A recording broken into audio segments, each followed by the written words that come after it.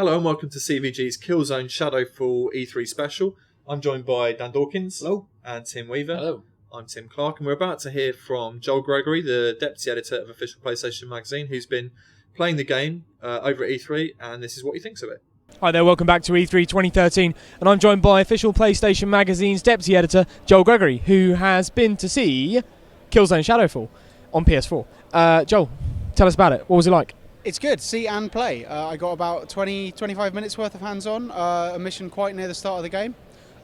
It looks really, really lovely, as you'd expect from a Killzone game and an next-gen Killzone game. It was a little bit different to Killzones of the past. It wasn't as linear, for one thing. There's actual colour to it now. There's greens and blues, and it's quite lush. And there's a lot of new tech in there.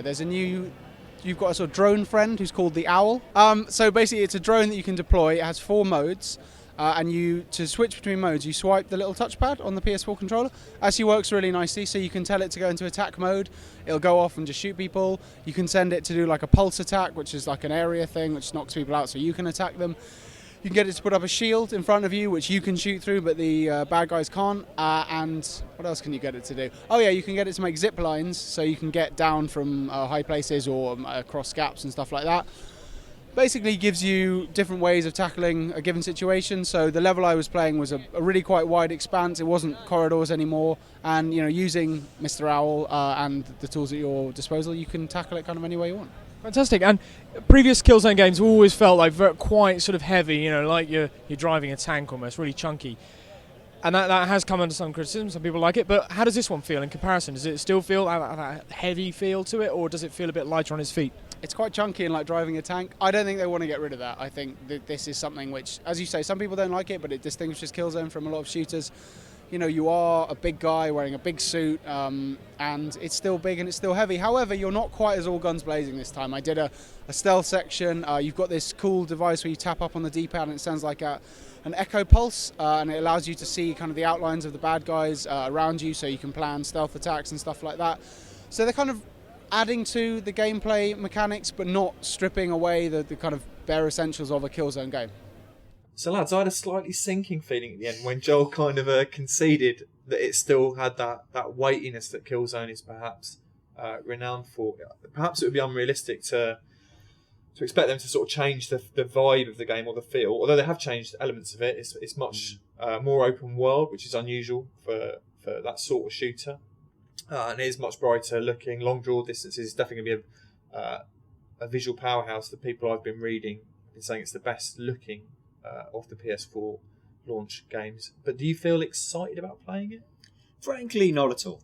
I mean, really, honestly, not at all. But I almost at odds, as the logical part of my brain says, you should like this. It's arguably one of the best looking real-time games on PS4.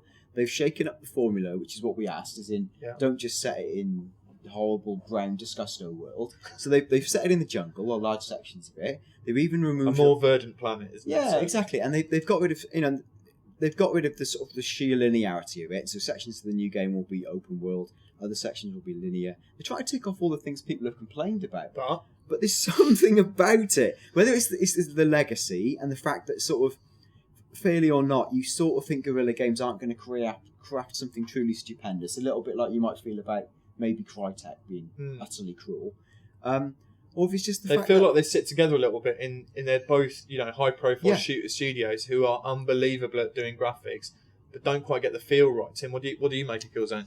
Yeah, I mean, I was saying to you off air, I can't claim to be a Killzone expert. I only played the first game and was so unimpressed about it that I never came back for more. So, having seen the video, I'm glad to see it's kind of made that break from the Drabo world we were talking about.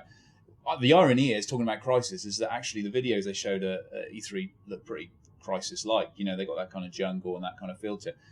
I wonder how open world it is, though. I mean, when you use the word open world, it suggests like some vast open kind of spaces. I suggest it's probably more like they're going for that Halo vibe of sort of open battlefields. I think it's more like, I mean, Medal of Honor tried this a while ago. You create kind of a big bowl area, and that within that area you are free to take on, which is like Halo, objectives. Well, I think in this you can genuinely do objectives in a different order, which I wouldn't necessarily say you could in the Halo. Yeah, it's kind of new that you can approach things in different ways, and it affects the way the level plays out a little bit. My thing with them, and I think, Dan, we've talked about this before, but I remember I've played all the Killzones. I've been to Sea Gorilla a few times, and I remember going to see the very first one and really getting my knickers in a bunch, almost arguing with them, going like the thing doesn't feel right. And at the time, it was because enemies would take like 1 million bullets to kill, which made the guns feel incredibly weak and unsatisfying, and they would kick so much, and they'd be going, look how great, it's really realistic, like how the guns kick. And I'll be like, yeah, but it's really not fun. Like it's you feel like a clown with the gun, like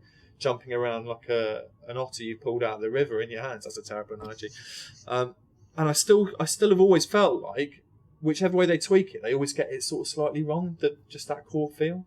I think you're right to nail the core mechanic of shooting isn't as fun as it could be. It's what made Call of Duty the game it is, right? Yeah. The graphics weren't as good, but they were good. But it was 60 frames, ultra responsive, and a single bullet would down any enemy in the game if you hit them in the chest or the head. That was that. There's an irreducible core to the Call of Duty experience because the shooting is fundamentally so snappy and good, right? So as much as they can go like blur out all these different plots, we can go it's boring. The game's still good, and you could see that as well in the same way as you could see it in Titanfall, that the legacy of COD was there.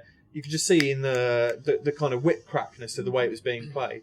And likewise, I think probably with Destiny, you could I'm sure, see some of the heritage of Halo feeding into that. And you can feel, without, and hopefully we're going to hear from guys who played those games, but you could sense just looking at the footage how it was going to play. And I fear the same way with Killzone, you can feel how it's going to play.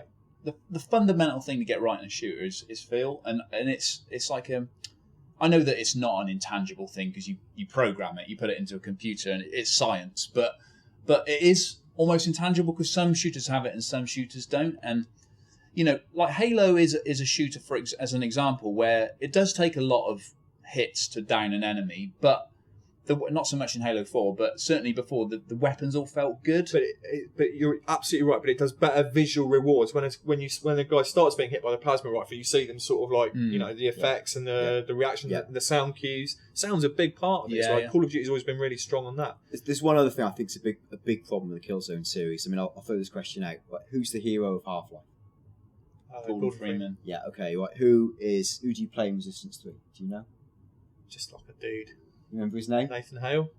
That's good, because that at least clamours back my point slightly. But is he from Resistance 2 or 3? I can't remember. He's in Resistance 2. 3's Frank Capaldi. But either way, you've got a character, right? Sounds like a low-level hoodlum in The Sopranos. Yeah. What happened to Capaldi? Got whacked! What a great character. But the point I've badly made is, in Killzone, I cannot remember a single man who I'm supposed to be. I'm like a pair of eyes with a gun, fighting a stream of generic orange eyes. That's definitely an issue. I mean, with 3, they brought in a load of English character actors like Malcolm McDowell, was it? Yeah. Was it Roddy McDowell? Yeah. Was he the monkey? Malcolm McDowell, yeah. There you go. They brought that in clearly because they knew they had a problem with people not engaging with the story. Yeah. To a degree it worked, but the other issue you have is, so you look at something like Titanfall, right, and they've got a mixture of enemies because they've got big bastard robots in it, and then you look at Destiny, and they've clearly got this new sci-fi universe in which they're at liberty to create loads of different aliens and monsters and whatever not. With Killzone, you've just got the gas mask dudes, the Hellghast, and although you can go, well, here's one who's got heavier armour, and here's one who's a fireman or a medic, is the poetic it's one. still fundamentally the same dude. You don't even need to be. I mean, shooters as a genre don't have like great heroes. Half-Life maybe apart. You look at something like Gears of War. The characters in that are sort of one-dimensional. Totally. I know it's not an FPS, but it's totally one-dimensional. You know Freddie Muscles, right? But you still know Marcus Phoenix. You still know Coltrane. They're given some sort of identity. Look at Master Chief. He's one of the ultimate icons. Exactly. He's in a shooter. You need a character you can identify with. I'm not saying I look at Master Chief and go, he embodies all my life's problems. But you go, he's an aspirational, badass space helmet hero. In Killzone, I've got none of that. All right, before we wrap this one up, let's just ask a quick question. If it isn't Killzone, which it doesn't sound like it is, what's been your most exciting looking shooter of the show so far? Dan? I'm going to end up saying the same as Tim, as I think Destiny looks great, because again I trust in the legacy of Bungie to make a really exciting feeling shooter. I'm not completely sold on the character design, but I think they'll do a big epic sweep, and what they will solve is the idea of motive. Like, I think there'll be a reason when you play it to want to hate the bad guys.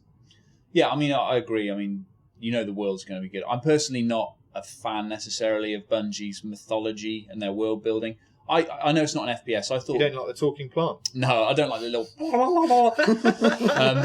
I know it's not an FPS. I actually thought the Division stood out for me just because it looked really next gen. I don't think you can crowbar that in as a shooter. I want It's a first sort person. of shooter. He was shooting people. You have the Division, I'll say Titanfall just to keep it balanced and everyone happy and no one will phone up.